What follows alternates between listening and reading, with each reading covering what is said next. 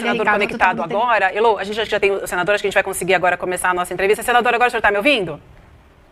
Perfeitamente, Vivian, agora sim. Perfeito. Obrigada de novo, bom dia. Obrigada pelo seu tempo conosco. A gente falava aqui até sobre uma fala do Celso Amorim e sobre essa preocupação em relação ao petróleo. A gente tem alguns mercados projetando uma alta absurda, dizendo até que o barril pode passar dos $100. A gente queria muito te ouvir. A Guarda Revolucionária do Irã anunciou nessa segunda-feira o fechamento do Estreito de Hormuz e que qualquer navio que tente atravessar a rota será incendiado. E a gente quer entender com a sua ajuda, senador, por favor, o impacto disso para a economia mundial e para o Brasil também, é claro. Até o Ricardo comentava aqui que alguns postos de gasolina já começaram a aumentar o preço de combustível e isso ainda nem chegou aqui para os postos, mas enfim, muita gente já surfando na onda dessa tragédia para se aproveitar. Pois não, vamos por partes. Primeiro, bom dia, Vivian, bom dia, William, Heloísa, o Amaury que esteve com vocês até agora, o Ricardo, é um prazer estar com vocês aqui. Todo dia de manhã eu estou com vocês de toda forma, então é um prazer estar com vocês, ajudar a esclarecer esse processo. De fato, olha, no caso de Hormuz, ele já havia sido fechado. Então, você já tinha avisos mais informais, mas já desde sábado, no final do dia, você já tinha tido a suspensão das maiores frotas de petroleiros, já haviam suspendido e encostado os navios. O que acontece? Hormuz é um estreito realmente estreito, 30 quilômetros ali de passagem, e praticamente a gente chama como se fosse uma rodovia de uma pista para lá e uma para cá, não é uma rodovia duplicada. Por conta do calado, além de ser um lugar muito fino de passagem geograficamente, o calado ali não permite que passem muitos navios lado a lado. Então passa um para lá, um outro para cá, um na contramão, e é só isso. Então ele já é um gargalo natural, né? Agora, que dirá quando ele é muito próximo da costa e ele pode ser atacado, de um lado fica o Sultanato de Omã, do outro lado fica o Irã. E ali já foram colocadas historicamente barreiras e proteções, como os portugueses faziam aqui nas nossas cidades, com aqueles fortes que cruzam fogo, né, na entrada das baías.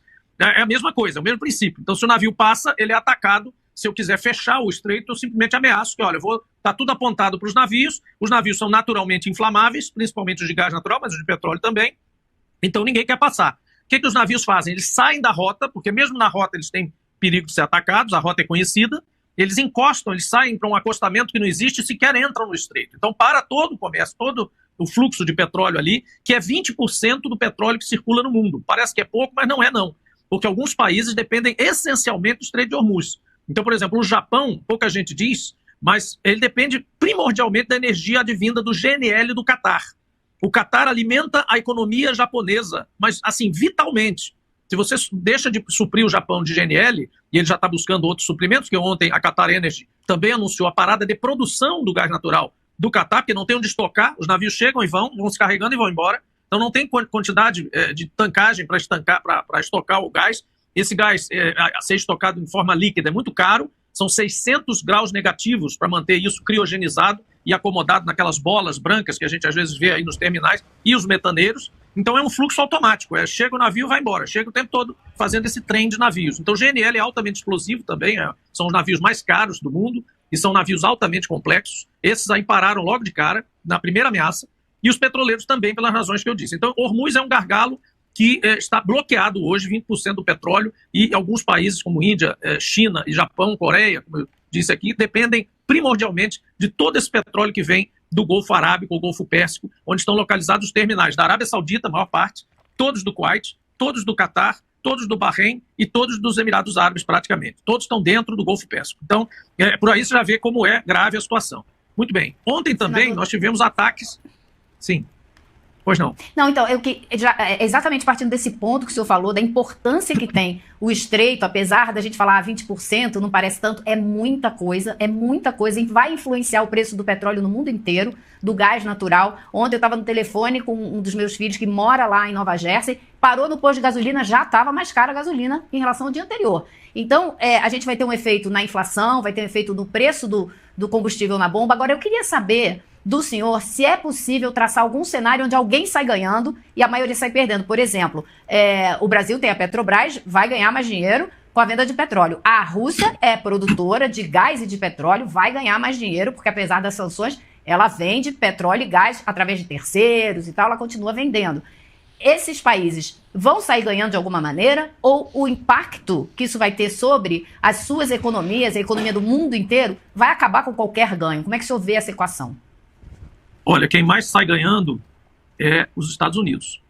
A gente pouco pensa nisso, mas, na verdade, É cruel pensar isso, mas esse ataque beneficia muito a indústria petrolífera americana, porque os Estados Unidos, talvez poucos se lembrem disso, hoje é o maior produtor de petróleo do mundo, é autossuficiente e exportador.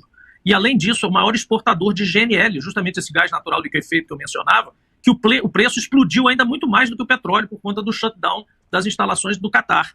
Então, o Catar, que era o grande competidor de GNL no mundo, o mercado líquido de gás do mundo, o mercado global de GNL, ele simplesmente parou de produzir o gás. Não é sequer despachar, é produzir o gás. E os Estados Unidos estão entrando, então, em mercados. Eles já tinham se dado bem com a questão da Ucrânia, porque a Ucrânia mandava gás para a Alemanha e para a Europa em geral. Então, quando se interrompeu o fornecimento da Ucrânia, todos os consumidores de GNL, de gás natural da Europa, industriais e outros, se voltaram para o suprimento norte-americano. Construíram-se novos terminais, houve uma onda de investimentos novos para despachar gás criogenizado, como eu expliquei, a menos 600 graus, pelo Atlântico adentro.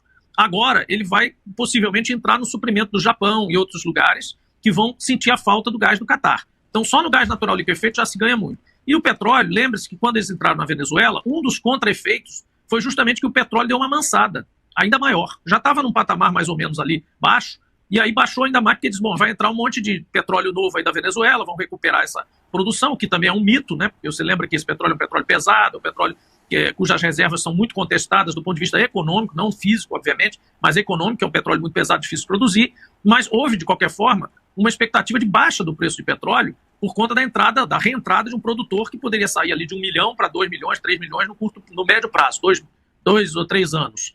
Né? Então, mercados futuros projetaram isso. De repente, você tem essa eclosão nesse lugar, que é exatamente o grande supridor de petróleo do mundo, e petróleo barato, né? E aí, um dos principais, mas eu diria até disparado, mais beneficiado, é o próprio regime do governo Trump. Além da questão toda política que vocês já analisaram, de buscar um vilão comum, provocar uma guerra, desviar a atenção do Epstein Files, colocar toda essa questão da prévia eleitoral, envolver ainda Israel, que também está num processo eleitoral. Então tem toda uma concatenação de fatos aí que levou a esse processo. Somado a isso, claro, um pretexto usual de que tem armas de destruição de massa, armas nucleares, etc. e tal. O fato é que nós temos hoje, diferente da semana passada, uma crise que não é uma crise de prêmio de seguro apenas, é uma crise de fato de tendência de a oferta de petróleo diminuir, a oferta de GNL ter diminuído já substancialmente, e isso projeta um conflito que está se vendo será prolongado, está claro que vai ser prolongado, não vai ser tão fácil, e ao longo das 4 semanas, 5 semanas, ou tanto de conflito, uma alta prolongada também. Então nós estamos aí em nível de $80 o barril, vamos ficar nele, se recuar para 75, 70, já vai ser um alívio. Mas isso só num cenário de, digamos, escolta de navios, por exemplo, em Hormuz, para reabrir de alguma forma a passagem dos navios, algum tipo de calmaria em relação a ataques a outros países. Ontem foi atacada a maior refinaria do mundo, Ras Tanura, que é uma refinaria saudita, tem 550 mil barris dia de capacidade de processamento. Então isso também afeta o spread entre o diesel e o cru. Então começa a aumentar também os derivados. E a pressão que você relatou nos Estados Unidos, por exemplo, ela já nem é tão grande quanto já foi no passado.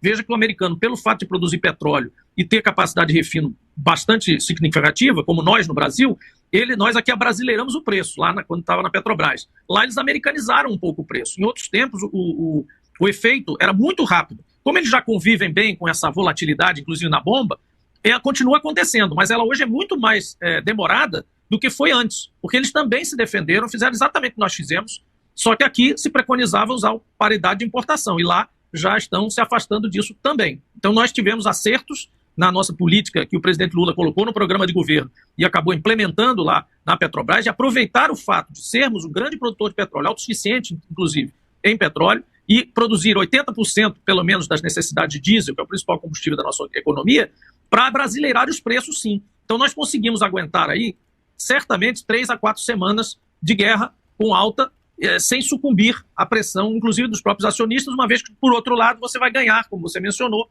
na exportação de cru. Nós exportamos mais de 1 milhão de barris dia de petróleo, e agora esse nosso petróleo vai valer muito para a Índia, para a China, porque justamente sofreu essa queda de outras origens, e a gente exporta mais do que o Kuwait hoje. A Petrobras sozinha exporta mais do que o Kuwait, que é um membro fundador da OPEP.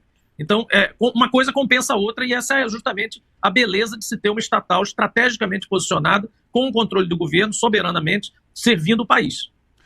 Jean, é justamente nesse ponto que eu queria colocar a minha pergunta, com relação a essa possibilidade da Petrobras segurar o preço para poder não ter uma interferência tão grande na economia brasileira. Se a gente estivesse no governo Temer, a gasolina já estava mais cara nos postos, na refinaria, porque no dia seguinte já tinha subido, né? Porque subia todo dia, a gente tinha reajustes 4, 5 vezes por semana. Você falou aí em termos de 4 semanas aproximadamente que o Brasil teria condição de segurar esse preço. Eu queria que você explicasse um pouco melhor isso, como é que funciona esse colchão de proteção que a Petrobras pode utilizar para poder proteger o consumidor brasileiro, para que esse impacto inflacionário não chegue tão forte aqui. Veja, o que aconteceu, Ricardo, durante o governo de Temer, quando eles testaram, né, a hipótese de nós estarmos completamente sujeitos ao preço internacional em tempo real e em dólar. A tal da paridade de importação, que não é paridade internacional, não é referência internacional, é muito pior, é paridade de importação, ela era calculada da seguinte forma: você supunha que o Brasil não produzia uma gota de petróleo e não tinha uma refinaria. Então eu dizia que era como se a gente fosse Tuvalu, né? Tuvalu, importasse tudo. E aí você dizia o seguinte: o preço na bomba do combustível será a paridade da importação de um produto que vem de Roterdã, colocado no Brasil, na porta da refinaria brasileira, como se ela não existisse, mas incorporando inclusive o frete de lá para cá e todas as despesas de colocação desse produto no Brasil. Isso é paridade de importação. Outra coisa é referência internacional de uma commodity global, que isso você tem que seguir mais cedo ou mais tarde, você tem que ir adaptando seu preço e organizando seus patamares, para você não ficar totalmente desgarrado e cair no outro cadafalso, que é o do país produtor que doa petróleo para a sua população, deixando de, obviamente, colocar um valor mínimo, um valor razoável para aquilo e penalizando o processo todo de produção de petróleo e de ganho da própria sociedade daquele país através de receitas governamentais. Então esse é o caso da Venezuela. Então o real termo, a verdadeira denominação venezuelização da economia é essa, não é aquela pejorativa que se usa sempre. É aquela que diz o seguinte: eu encosto no petróleo, não faço mais nada, importo até leite condensado, qualquer coisa outra eu importo, porque eu tenho dinheiro, né? E eu dou diesel para a minha população gastar, desperdiçar, usar em carros gigantescos, ineficientemente, etc. e tal. Porque eu tenho petróleo, então eu sou rico, eu posso gastar o petróleo do jeito que eu quiser. Então nem uma coisa nem outra. Nem o cara pode estar na posição de um importador absoluto, a não ser que ele o seja, e nem você pode estar esbanjando petróleo como se isso não tivesse amanhã. Então nós estamos na metade desse caminho. Nós pegamos o seguinte: abrasileirar os preços é simplesmente levar em conta que nós temos refinarias nacionais, a maior parte do nosso produto refinado vem de refinarias brasileiras, com custos em reais, e que nós produzimos petróleo no Brasil, ou seja, ele não tem nem frete de lá para cá. E nós não temos que negociar mercado spot, contrato de longo prazo, nada disso. Ele vem dos campos brasileiros. Ora, isso é uma componente que tem que estar em 90% da componente de precificação de qualquer derivado de petróleo brasileiro. Então, para responder a sua pergunta, como é que a Petrobras consegue segurar? Porque além disso tudo, além de ter essa condição nacionalizada desses preços, que também não pode se desgarrar, como eu disse, totalmente da realidade internacional, ela ainda exporta petróleo que sobra, que é uma sobra muito bem-vinda para nós, de mais de 1 milhão de barris dias, como eu disse aqui. E quando o petróleo lá fora sobe, esta receita aumenta automaticamente. Se o petróleo sai de $60 para $80, como chegou agora, e eventualmente beirar os 100, a nossa receita dessa exportação, desse 1 milhão de barris dia, que é mais do que o Kuwait, como eu disse, portanto não é desprezível, aumenta também. Então você consegue compensar uma coisa com a outra. Se você fosse uma empresa essencialmente privada, totalmente privada, voltada só para o lucro, você iria ganhar dos dois lados. Você diz: não, vou escorchar o pessoal aqui, vou aumentar o combustível na hora, na porta da refinaria, provocando toda aquela cadeia inteira em cima disso aí, e ao mesmo tempo vou ganhar lá fora. A gente pode abrir mão disso, e o acionista entende isso que é o principal. Quando a gente explicava isso lá, quando a gente anunciou a nova política de preços, abrasileirando os preços, a ação subiu, a ação não caiu. Porque nós explicamos que o acionista da Petrobras é um acionista conservador, no sentido financeiro, bem entendido, né? Ele quer o retorno certo, ele quer ser sócio do Estado brasileiro. E isso tem bônus e ônus. Então, um dos ônus é que quando o Estado brasileiro precisa utilizar uma fórmula mista de ganhos e perdas para beneficiar o público do Brasil, a população brasileira, ele o faça. Agora, em compensação, em outros momentos, você tem várias vantagens. Você tem vantagens inúmeras de ser uma empresa estatal, como todos sabem. Então, ser sócio da Petrobras é isso. Quer ganhar o tempo todo? Quer apostar em ações de risco? Vai apostar numa startup de garagem. Agora, a Petrobras é um outro nível de acionista e de financiador. Então, ela consegue perfeitamente administrar isso e está provado aí com as altas que nós tivemos, mesmo depois de anunciar uma nova política de preço. Jean Paul, eu quero agradecer demais as suas reflexões e informações, sua análise, né, como ex-presidente da Petrobras, importantíssima para nos ajudar nesse momento. Então, muito obrigada, uma ótima semana e até uma nova oportunidade. Obrigada. Obrigado, Vivian. Obrigado a todos e todas vocês. Obrigada, bom dia. Elô, Startup de garagem é muito bom, não é? Muito bom. Muito bom. Mas nesse momento de especulação, né, é muito importante a gente ter conseguido trazê-lo para essa entrevista. Vamos manter a calma e acompanhar aqui, minha gente. E obrigada demais para você também, Elô, pelo suporte aqui junto com a gente nessa primeira hora do N1. Foi muito bom contar contigo aqui. Vamos seguir, amanhã a gente se encontra.